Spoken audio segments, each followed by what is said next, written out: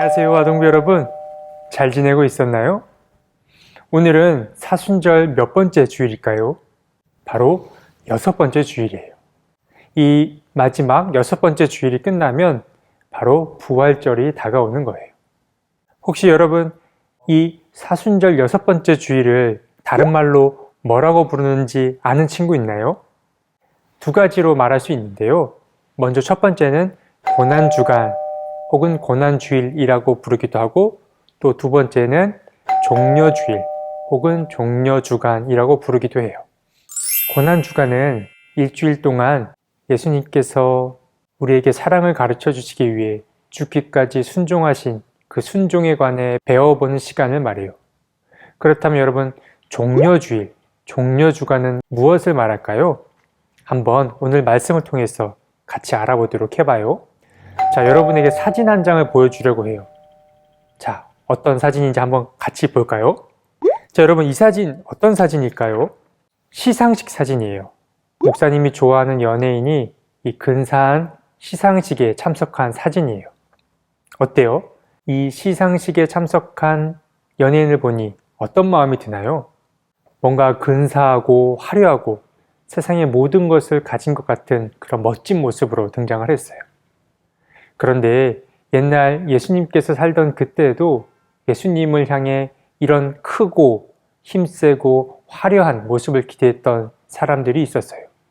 그들이 바로 이스라엘 사람들인데, 과연 우리 예수님은 어떤 모습으로 사람들에게 다가오셨는지 계속해서 알아보도록 해봐요. 예수님께서는 제자들과 함께 예루살렘에 도착하셨어요. 예루살렘에 도착한 예수님은 제자들을 향해 저기 마을 어귀에 가면 어린 나귀 한 마리가 있을 텐데 그 나귀를 자기에게 데려오라고 말했어요. 자, 여러분, 혹시 예수님의 이 말을 여러분이 직접 들었다면 어떤 마음이 들었을까요? 아니, 예수님, 저희 보고 도둑질을 하라고 하는 겁니까? 라고 생각할 수도 있어요. 그래서 제자들은 예수님에게 물어봤어요. 만약 이 나귀 새끼를 가지고 가려고 할 때 사람들이 말리면은 뭐라고 말해야 하나요? 라고 물어봤어요. 그러자 예수님은 이렇게 답했어요. 주님께서 쓰실 것입니다. 라고 말하라고 했어요. 이 말을 듣고 제자들은 마을 어귀로 들어가 어린 나귀 한 마리를 데리고 나오려고 하는데, 예상했던 대로 사람들이 물었어요. 아니, 이 나귀를 지금 어디로 끌고 가려고 하느냐라고 말해요. 그러자 제자들은 예수님이 시킨 대로 이야기를 전했어요. 주님께서 쓰시려고 하십니다. 라고 말했어요. 그러자 참 신기하게도 그곳에 있던 사람들이 제자들이 끌고 가는 나귀를 빼앗지 않고 그냥 순순히 보내주게 되었어요. 예수님이 하신 말씀이 그대로 이루어졌던 거예요. 제자들은 나귀를 예수님께 데려왔어요. 그리고 그 나귀 위에다가 자신들의 이런 겉옷을 벗어서 올려놓고 그곳에 예수님을 태워드렸어요. 그리고 예수님께서는 제자들과 함께 그 모습 그대로 예루살렘으로 들어가셨어요. 그런데 예수님에 대한 소문이 이미 많이 나서 그런지 그곳에는 여러 명의 사람들이 구경을 나와 있었어요. 사람들은 예수님이 오시는 그 길목에다가 제자들처럼 이런 겉옷을 다 벗어서 길을 만들기도 했고, 또 예수님을 환영하는 나뭇가지들 또한 길에다가 쭉 깔아 놓았었어요. 바로 이 나뭇가지가 종려나무 가지를 말해요. 이 종려나무는 다른 말로 대추야자 혹은 대추야자 나무라고도 부르는데, 오아시스 근처에서 자라는 식물이라고 그래요.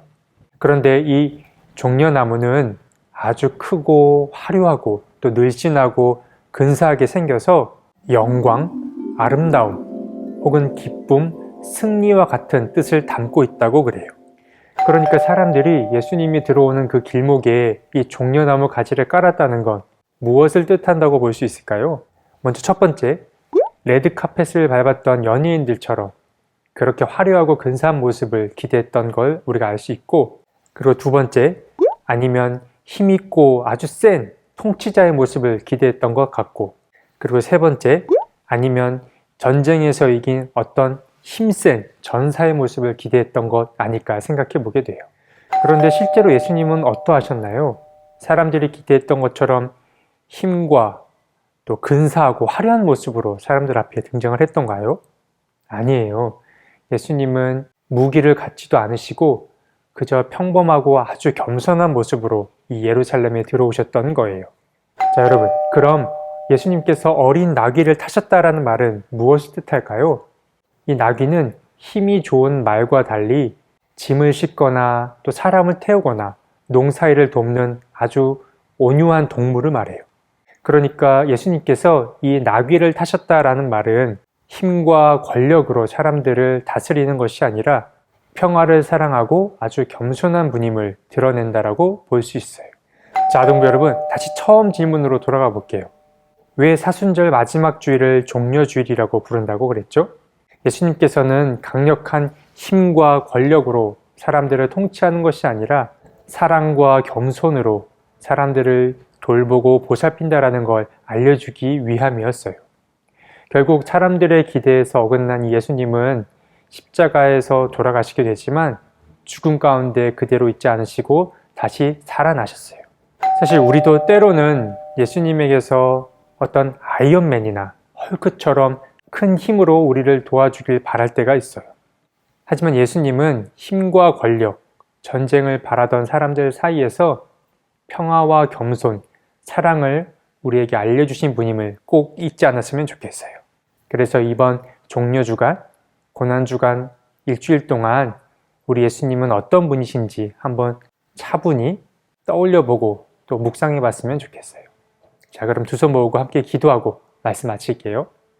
사랑의 하나님, 오늘 고난주간 종려주일을 맞았습니다. 예수님께서는 가장 낮은 모습으로, 겸손한 모습으로 평화를 그 무엇보다 중요하게 여기는 모습으로 우리에게 다가오셨어요. 그 어린 나귀를 타고 우리에게 오신 예수님을 우리가 꼭 잊지 않고 기억하게 도와주세요. 그리고 때로는 사람들이 힘과 권력, 전쟁을 찬양할 때 우리는 그것이 예수님의 뜻이 아님을 꼭 기억해서 사람들에게 알려줄 수 있도록 용기도 더해 주세요. 예수님의 이름으로 기도드립니다. 아멘.